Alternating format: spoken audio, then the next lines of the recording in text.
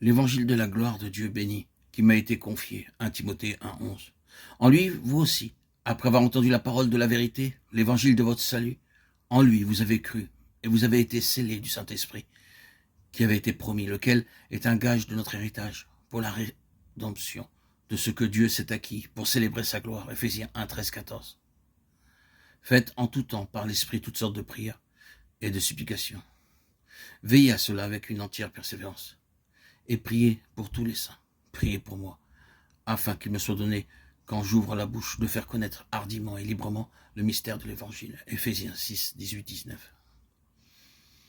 Ces passages sont tous caractérisés par la densité des termes employés, c'est-à-dire qu'ils sont écrits très près de la fin de la vie de l'apôtre, alors qu'il est en possession d'une révélation très complète, qui a grandi tout au long de sa vie de serviteur du Seigneur. À la vision initiale, il a été ajouté la révélation, un élargissement de la connaissance spirituelle, parfois de manière spéciale, mais s'inscrivant dans le cours normal de sa marche continuelle avec le Seigneur. Ici, alors que cette révélation a pratiquement atteint sa pleine mesure, compte tenu de sa course terrestre ici-bas, ces paroles émergent issues de tout son ministère. L'évangile de la gloire de Dieu, l'évangile de votre salut, le mystère de l'évangile. Vous noterez que sa lettre aux Éphésiens commence avec la seconde de ces expressions et se termine avec la troisième. Il n'y a pas deux évangiles différents. L'évangile de votre salut et le mystère de l'évangile. L'évangile n'est pas séparé en deux parties.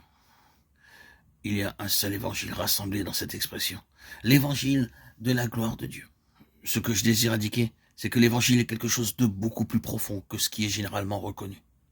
Oh, quelle plénitude il y a dans ce mot mystère employé par l'apôtre. C'est un mot immense dans sa signification.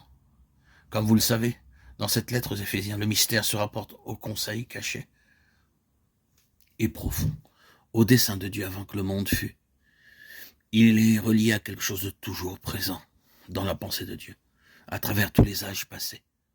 Quoique non révélé, attendant le jour où il le manifestera comme un secret révélé. Dans ce mystère sont tous les desseins et les conseils divins qui trouveront leur pleine révélation à la fin des âges, dans cette dispensation et dans la plénitude des temps. Tout cela est appelé l'évangile, le mystère de l'évangile. Oui, l'évangile de votre salut est tout cela. Quelque chose d'immense, d'insondable. Dans cette courte lettre, tout est résumé par des superlatifs imbriqués les uns aux autres. Vous sentez que l'apôtre est rempli de tout cela, est très près d'une explosion. Il ne peut pas trouver tous les mots d'un riche langage pour exprimer lui-même tout ce qu'il appelle le mystère. L'administration de ce mystère qui lui a été confié, c'est immense. Et quand il écrit sa lettre à Timothée, il va au-delà de tout ce qui a été exprimé. En résumé, l'immense signification de tout cela par une petite expression, l'évangile de la gloire du Dieu béni. Voulez-vous vous arrêter un peu pour réfléchir à cela? Quel est cet évangile? C'est l'évangile de la gloire de Dieu. Maintenant, comprenez cela, si vous le pouvez. Sondez la gloire de Dieu si vous le pouvez. Si nous voulons la clé pour ouvrir toute cette merveilleuse révélation, pour révéler les conseils secrets de Dieu avant les temps éternels, pour découvrir le mystère caché depuis les âges des âges, cette clé se trouve dans un seul mot, la gloire. Ce seul mot est la clé de tout, d'éternité en éternité.